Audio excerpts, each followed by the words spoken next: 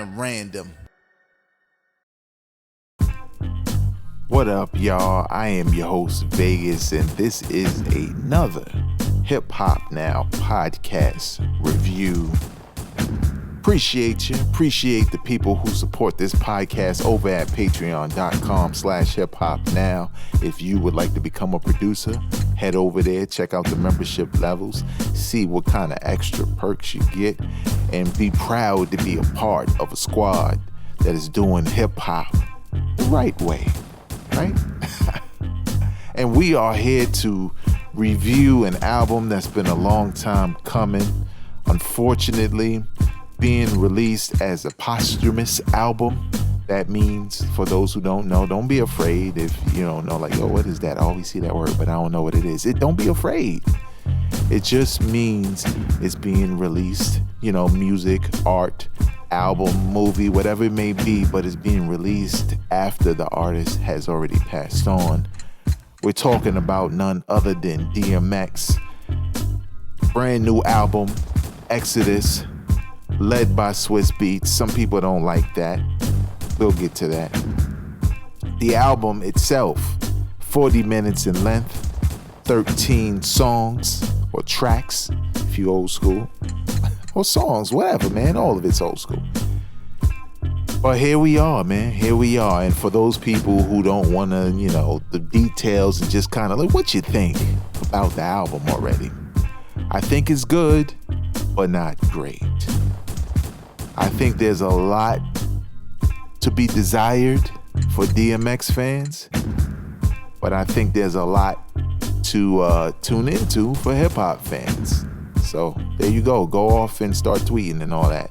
But for the people who want to hear some details, stick around because we're going to get through all of that now. If you don't already know, this album, according to DMX himself, was supposedly done before he unfortunately passed away. So you're not talking about one of those posthumous albums where, the artist was working on the album and it wasn't exactly complete, and someone took charge and completed it. Kind of like Pop Smoke album, right? Like 50 Cent took the helm and kind of completed what Pop Smoke already had there. Even though Pop Smoke was, far along, but we've seen it, right? Like Big Pun was mostly done with his album, but not quite, and they completed it. Machiavelli was mostly done, right?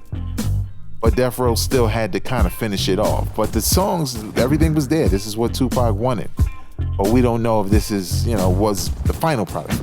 For DMX, though, he appeared on the Drink Champs podcast with Noriega and DJ Effin, saying that the album, he either said it was done at that point in time. I know he did say it was done at one point, but I don't know if he said it on the show.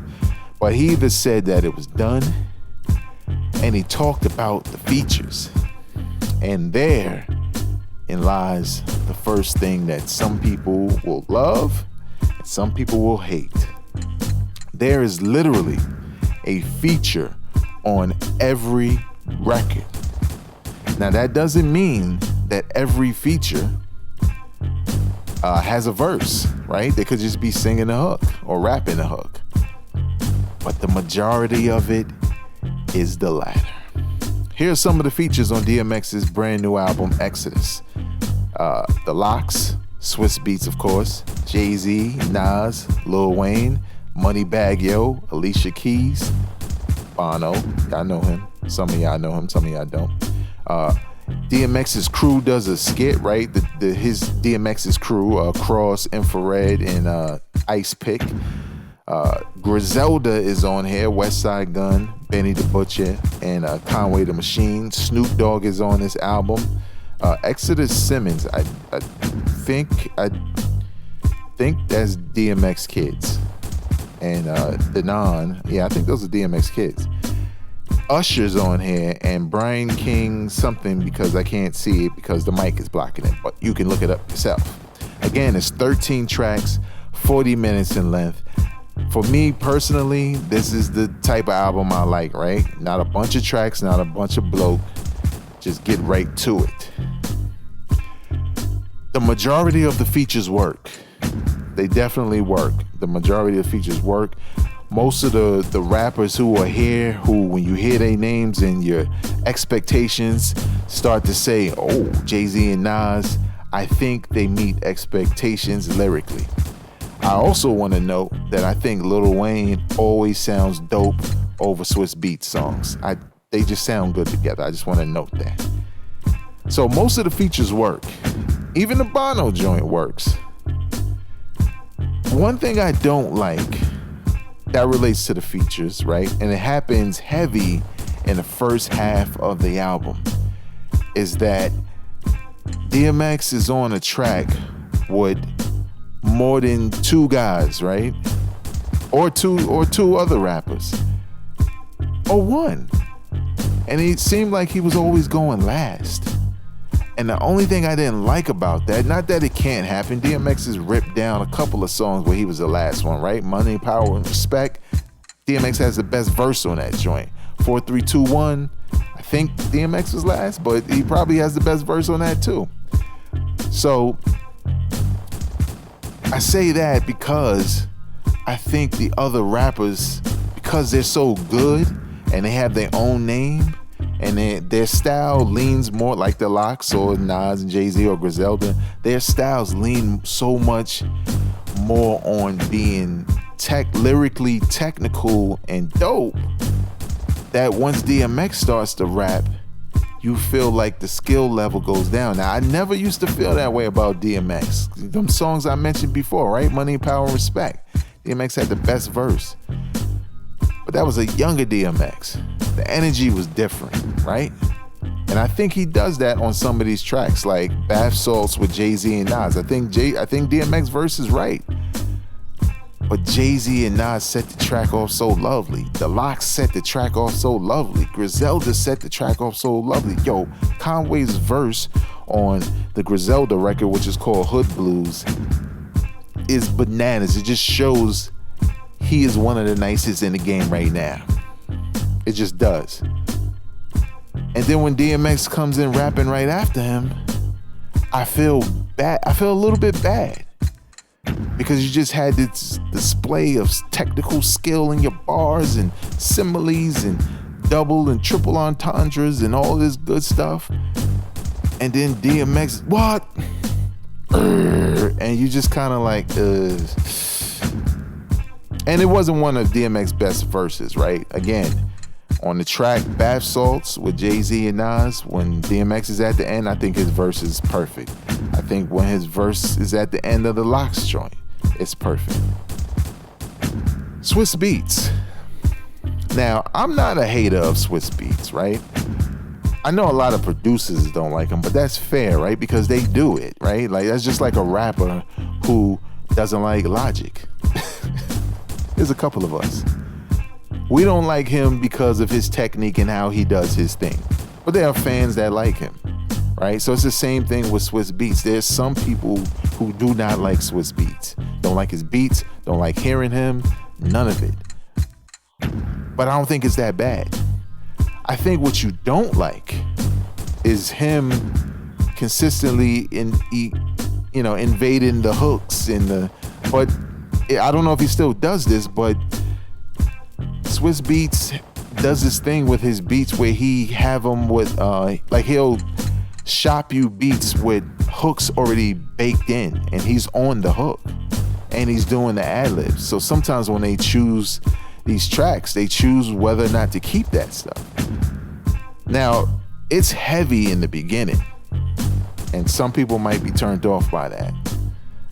But it's not the entire album. I think later on in the album, the Swiss Beats isms, they calm down a little bit and it's fine. So I don't mind that. I think the production is good enough for me. I think Hood Blues was kind of a like, yo, we've all rapped over that one. You know what I'm saying? Like, it's a rites of passage song. Shout out to Pace One.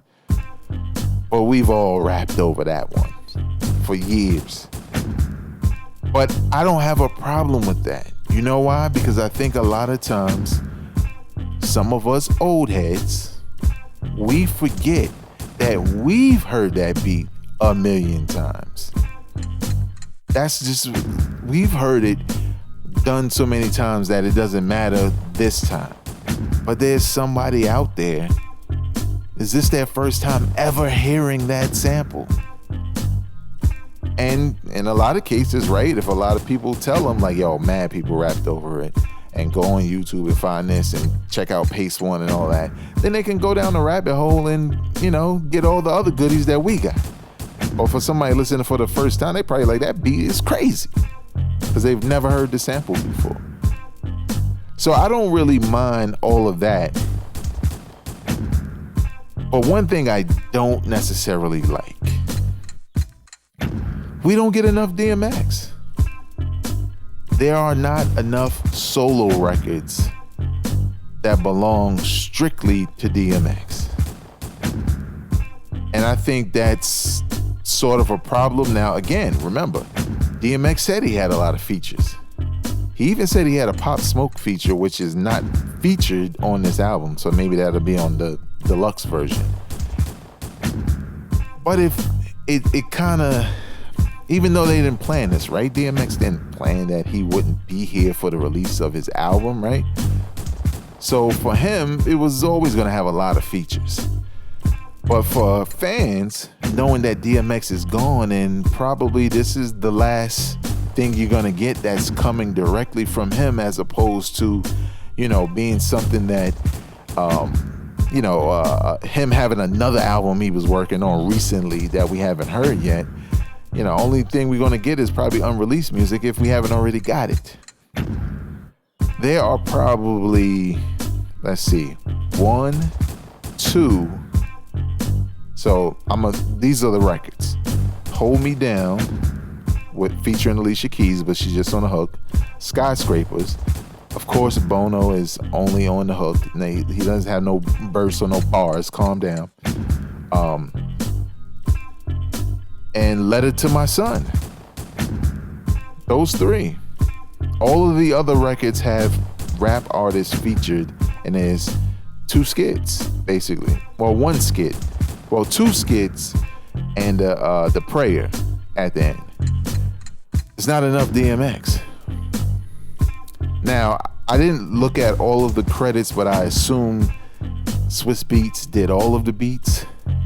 But to some DMX fans who expectations, especially considering the man passed away, makes them think about those first 2 albums for the most part, or maybe even the first 4, but definitely the first 2 albums.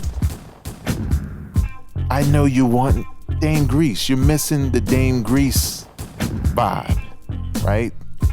Because Dame Grease's beats was a big part of DMX's sound on those albums. Swiss Beats and DMX mostly had the hits, right? But or the hit, right? Rough Riders Anthem and all that, but never. I don't believe there's any Dame Grease beats on here. At least it doesn't sound like it, right? You would have felt like it was called out. So it's the album itself, I think, is good, but it's not great, right? It's good for what it is. Not once did well, maybe one time I wanted to skip a record. But that's saying a lot when you got 13 songs and it's only 40 minutes. I enjoyed what I heard. Again, the features, the performances were fine. And DMX, for the most part, when you hear him, right, was fine because he's on every track. He just doesn't have enough solo tracks. He was fine on a lot of it. But I think it also left a lot to be desired because you didn't get to hear from DMX as much as you would want. And, that's unfortunate. And honestly, I don't believe that's anybody's fault. I believe this was part of DMX's vision as well. And I think some people are misinformed thinking it's only Swiss Beats. Now, if they come out with a deluxe version and all of a sudden there's like 5 solo DMX records and they clearly could have been on this album as opposed to some of the features, then I totally agree with you. If Swiss Beats purposely took verses off some songs just to put a feature on there, right? Like Dogs Out with Lil Wayne, even though I like Lil Wayne's performance. But if there was another DMX verse there and they just wanted to throw Wayne in there, then yeah. But we don't know all of that. All we know is what we have. And if you want to know whether this album is recommended by myself, I'd say, yeah, if you're a DMX fan, think of it more as a celebration of DMX and he's participating in it, right? All his friends are here. All the people that are new grew up on him. All his associates, they're all here to help him celebrate this final album for him on Def Jam Records. That's going to do it for me for this review. You can follow me on Twitter, Instagram, TikTok, Clubhouse, and all of that at Vegas World INC. Again, if you would like to become a part of the producer squad for the Hip Hop Now podcast, just visit patreon.com/hiphopnow or look at the link in the description of this review.